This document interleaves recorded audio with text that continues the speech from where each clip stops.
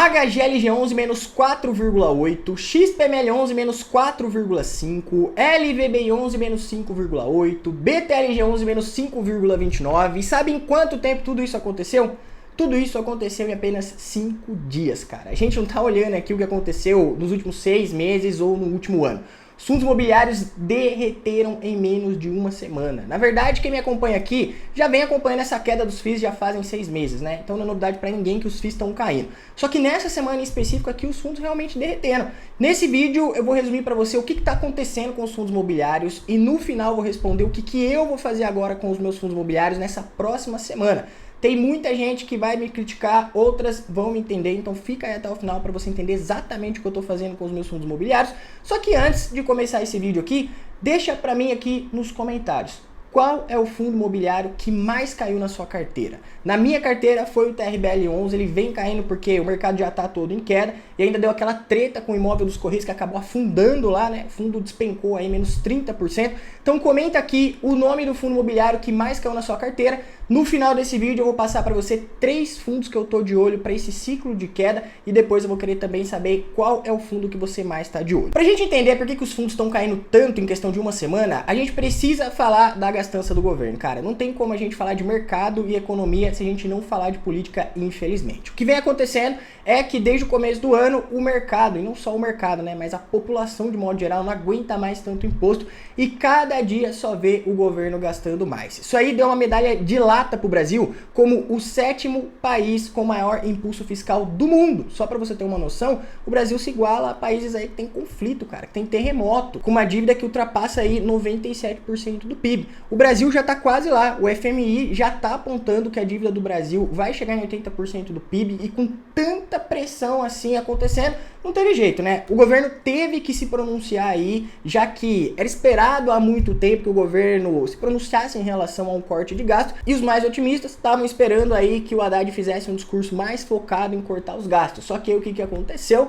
Ao invés do governo falar em cortar gasto, o governo deixou isso aí lá para 2026, que por sinal é um ano de eleição. Todo mundo sabe que governo já gasta demais, ainda mais em ano de eleição, tem que alimentar a propaganda. Isso não acontece só com esse governo, acontece em qualquer governo. Então já ficou meio que na cara o que ia acontecer, né? Eles iam deixar para cortar o gasto lá na frente, depois isso aí não ia acontecer. E ao invés de cortar gasto, o governo jogou a ideia de isentar de imposto de renda quem ganha até 5 mil reais por mês. E ao invés de cortar o gasto, colocar um imposto de 10% em quem ganha até 5 mil reais. Obviamente o mercado já entendeu e não gostou disso, porque o problema não é isentar quem ganha até 5 mil reais. Na verdade, quanto menos imposto, melhor. Porém, se o objetivo é você reduzir os gastos e você deixa de receber imposto, se você deixa de receber de um lado e coloca esse imposto em outro lugar, isso aí não diminui a gastança. E o que o mercado entendeu, que qualquer pessoa com a mínima noção de finanças básicas também entende, é que se você não para de gastar, uma hora a conta chega. E a conta realmente chegou. O IPCA 15, mesmo com a Selic em 2 dígitos, vem aumentando. A inflação nos últimos 12 meses já está em 4,76.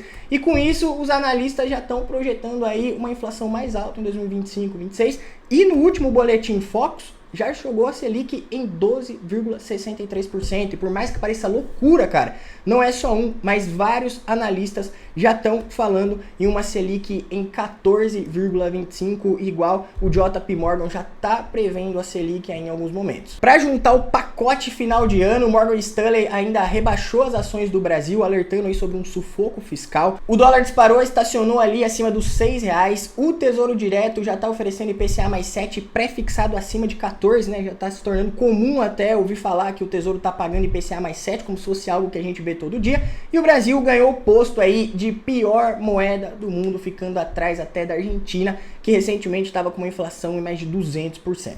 Juntando tudo isso e esse risco de mercado, em 2024, os estrangeiros retiraram aí 28,6 bilhões de reais da B3, cara. E com isso, os fundos imobiliários tiveram o pior desempenho em um dia nos últimos 2 anos. Para você ter uma noção, dos 114 fundos que compõem a carteira do IFIX, somente 10 terminaram o dia no positivo no dia 28/11/2024. O que derrubou mesmo o mercado nessa última semana foi a fala do Galípolo, próximo presidente do Banco Central, que sinalizou que a gente pode ter juros mais altos aí por mais tempo. E agora o que está todo mundo aguardando é a última reunião do Copom, agora no dia 9 e 10 de dezembro. Você pode até deixar a sua opinião aqui embaixo sobre qual vai ser a taxa Selic nessa última reunião. Você acha que a Selic vai subir 0,25, 0,50? 1%? Comenta aí porque eu quero muito saber, porque entendendo isso, fica muito mais fácil a gente entender por que os fundos imobiliários estão caindo e quais são as oportunidades nesse momento de mercado. Agora, o que dá pra gente tirar de aprendizado com tudo isso? Que, cara, sinceramente, investir é muito mais sobre ter estômago do que ter razão. Eu não tiro a razão de quem tá correndo pra renda fixa agora, aproveitando IPCA mais 7, pré-fixado mais 14%.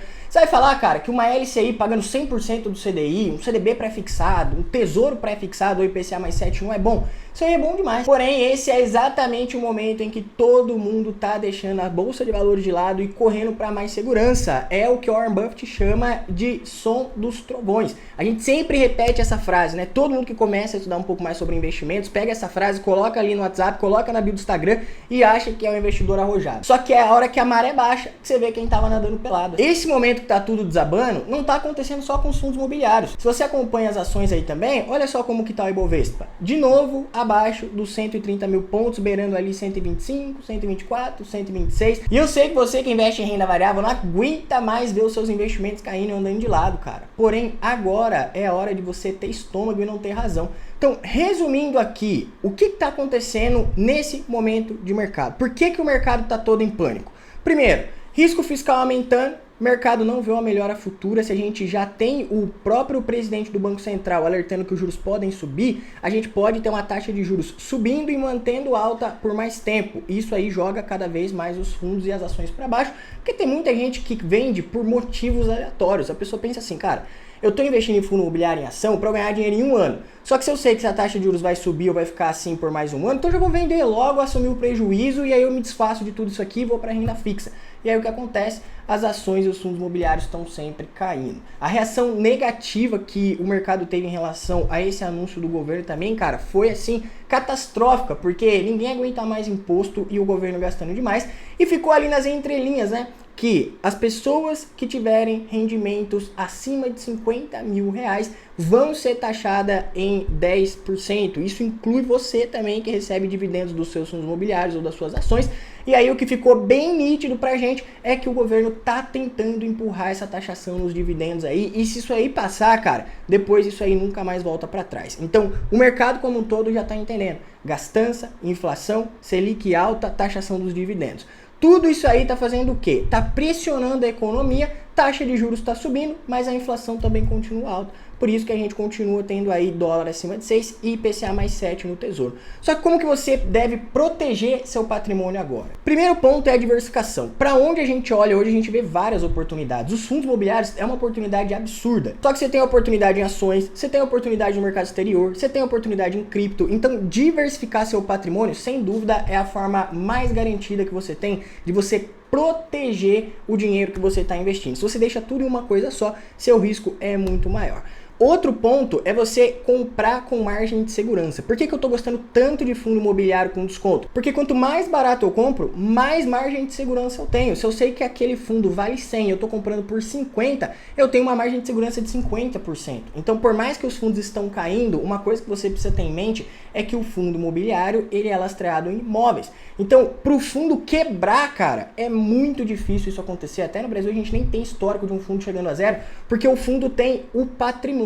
Então, é como se você estivesse comprando um condomínio de shoppings, um condomínio de galpões logísticos, que todos esses imóveis têm um preço. Só que o mercado está tão disruptivo que a junção desses imóveis que tem um valor patrimonial está sendo negociado com preço muito mais descontado. Então tem alguns fundos que até se ele vendesse todos os imóveis, pegasse o dinheiro e distribuísse pela quantidade de cotas, você que é cotista ainda ia ganhar dinheiro, para você entender o tamanho da oportunidade. Então agora não é hora de você investir pelo emocional. Como eu comentei com vocês, investir é muito mais sobre ter estômago que ter razão. Porque eu concordo com você que vale a pena às vezes você aproveitar aí uma renda fixa e tudo mais. O que eu não acho que faz sentido é você estar fora do mercado nesses momentos de ciclos de queda, porque é agora que existem as maiores oportunidades. E obviamente, como que você protege seu patrimônio? Não fazendo nenhuma cagada muito grande, né? Como por exemplo, ficar vendendo tudo para tentar comprar depois, ficar pulando de galho em galho só porque tá negativo, enfim, são essas coisas aqui que você tá cansado de me ouvir falar, eu falo em todos os vídeos que você precisa ter uma estratégia e precisa ter paciência. Agora, o que eu tô fazendo com os meus investimentos? Em novembro eu não aportei, como eu já comentei com vocês aqui em vários vídeos, na minha opinião os fundos imobiliários ainda podem continuar caindo, então eu tô segurando o meu aporte.